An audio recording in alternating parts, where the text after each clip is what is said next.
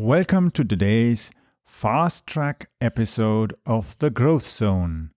My name is Christian Bartsch, and these episodes provide you with a focused, mind-feeding topic. You can use it to have some new ideas to guide you through the day. Let's get started on today's topic.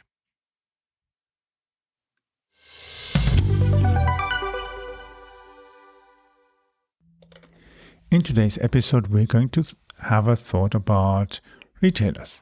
So, why do we still need retailers, although e-commerce is eating up the market share that brick and mortar retailers used to have? Big retail stores, shops, all kind of business areas are disappearing.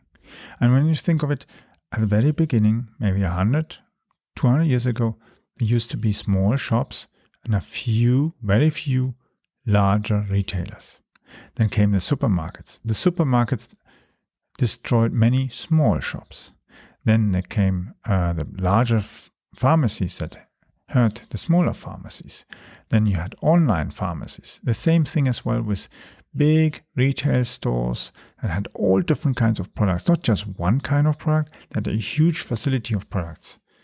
And then we had the electronic stores that eventually pushed out all the shops that were selling electronics, or the computer shops, and eventually being pushed out by the big multi-entertainment stores that sell computers, printers, TVs, radios, all sorts of products in that range, who then even started selling fridges, ovens, and so on and so on. And that's the thing, where you see so many retail shops being eaten up by the huge competition of big retailers.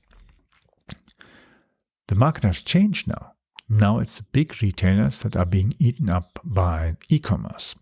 And yes, some of those small retailers that have survived are suffering as well by many people going shopping online. People go and buy books, for instance, on Amazon because they can buy it from Amazon, or they can buy it as well from other people who are selling books who have maybe some books they just not on offer by Amazon's own storage system and on offer by other booksellers, other bookshops and so on. And the same thing applies to other business areas. Nevertheless, why do we actually need that kind of retail in our cities and our suburban areas, or even villages? The thing is, certain produce needs to be refrigerated, needs to be developed and be provided in time when somebody really needs it. Yes, the e-commerce area is able nowadays to even deliver fresh produce, vegetables, frozen food, and other kind of things as well by delivery. That works as well. Especially in the pandemic times, many stores then went over to doing fresh deliveries with their own vans, with their own staff, or other service providers to deliver and be able still to sell products. Nevertheless, certain kind of products we do not really see a good opportunity by selling everything online. Certain products, even in any kind of retailer, can be sold online by the retailer. Other products need to have a sales experience. They have to have a product experience. The amount of products you can put into your sales basket depends as well very much on the product and how you can get the people actually to go and buy. There's a technology that you can call augmented reality. For that, you need, of course, the right software, you need a good bandwidth, and you need for your consumers as well to have like 3D goggles or these. You need a smartphone with the appropriate system. That means as well that you have to design, of course, your products, or have to design product information inside that virtual reality technology. So at least your customers can have the experience of walking through that potentially new kitchen they might want to order from you. or they can go and have an imagination that they're sitting inside that car they want to buy. Nevertheless, at the end of the day, there's still certain things that they might want to have experienced, at least to have a test drive. Yes, with the kitchen, of course, you don't necessarily test drive a kitchen, but maybe you want to feel the surface of the products. See how does it really look like compared to virtual reality. There are certain things you can as well do as well to support that. The key thing then is we cannot replace everything with e-commerce, and retailers cannot survive without e-commerce either. So everyone needs each other. The big retailers, like for instance Amazon and other companies who've been traditionally e-commerce driven, they are now as well in certain areas offering their own shops because they notice certain things they can sell at a higher volume by having a retail store there where the people want to buy. But the thing is, why do they put that there? Because they have data. That's where retailers have to really go and change their own way of doing business. They need to generate data, business data. They need to know where are actually their buyers. And that's how companies like Amazon and others then find out actually where is a good location to set up a shop. Where can they actually go and even increase their potential of generating even more sales? Traditionally, stores were placed there where they decided there's space there and they have a lot of people walking around. So passing by, the so-called bypassing sales. Because people are anyway in the city center or in town center, and there you have all the shops all beside each other, and there's a certain kind of convenience. Nowadays, of course, you have the big malls on the big outlets where you need a lot of parking space and so on, and these are usually outside of the city. People, nevertheless, don't always want to commute that long distance, and not everybody owns a car. And yes, of course, you can go and take an Uber. Yeah, you can travel to any country, and when there's an Uber or a taxi or anything, you can use that as well to go there, because you're not necessarily going to take all the products with you that you're going to buy from the retailer. But if the stores are placed exactly where there's more opportunity in selling products, then retailers are potentially in a better position to generate profits and get as well the necessary profits in and sales as well that are necessary to pay the rent of these venues, of these stores and that.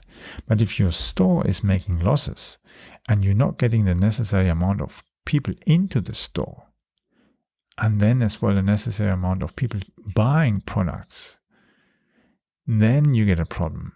And that's as well, especially that you see it now as a pandemic. You see that many companies are suffering because they're not able to get enough clients into their stores, into the physical brick and mortar stores where people go in, take a basket or shopping cart and fill it with their products. And it doesn't matter whether it's fresh produce, whether it's electronics, clothes, kitchens, furniture, any kind of things or vehicles or that. If the design of the store is badly, if the location is not good, and it's not addressed to the context of buyers in today's time, then you're going to have a site that is going to lose a lot of money. And that's where the thing is. You have to decide, do I close the store there, sell the premises, close the business, and open at a different place where I have a higher chance to actually be productive and profitable? Then that's something where you have to go for the future. If you don't use that data, if you have not collected the information that you need in order to have these smart decisions, you are not actually able to tap on that opportunity, and you'll have to start from fresh and try to find a different way to find the right places in order to facilitate both a brick and mortar retail and your second area of the business, e-commerce. A retailer without e-commerce in today's time is not going to be able to survive in the long run. they will not be able to survive against big companies like Amazon and other big retailers who have started facilitating their own e-commerce infrastructure and taking the opportunity into their own hands and creating their own competitive advantage instead of just waiting for the day when they have to close their shop forever. In the next episodes, we're going to look at other areas of market entry or how you can improve your market position, create competitive advantages, even if you've been in business for 100 years and you've always done things the way you thought they were right and suddenly nothing works. You need to restructure not only your marketing, your business, your decisions on how you then go and grow your business, how you change the business, how you hire, how you train as well your staff, and educate as well your potential clients so that you can become profitable again.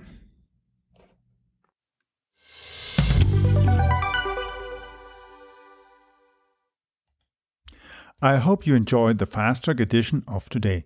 I would like to invite you to follow our show so that you don't miss the upcoming interviews with leaders in the market.